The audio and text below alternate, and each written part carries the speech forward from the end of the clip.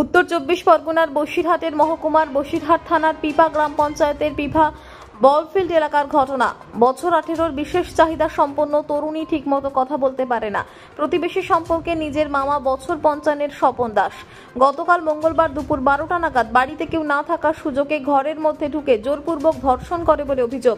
ওই তরুণীর শারীরিক অবস্থা অবনতি হলে পুরো বিষয়টি বাবা মাকে জানায়। তারপর তার পরিবারের তরফ থেকে বসিরহাট থানায় মামা স্বপন দাসের বিরুদ্ধে ধর্ষণের অভিযোগ দায়ের করেন। অভিযুক্ত মামা পলাতক। ইতিমধ্যেই ওই বিশেষ চাহিদা সম্পন্ন তরুণীর মেডিকেল টেস্ট করা হচ্ছে। পাশাপাশি আজ বসিরহাট মহকুমা আদালতে জবানবন্দি হবে ওই নির্যাতিতার।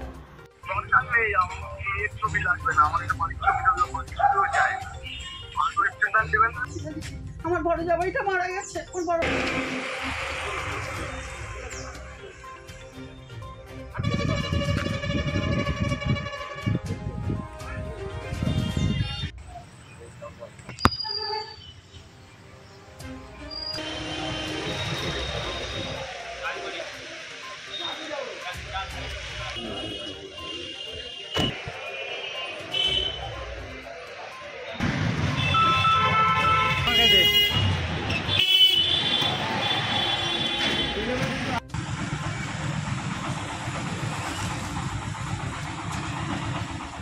আপনারা দেখছেন সংবাদ শিরোনাম।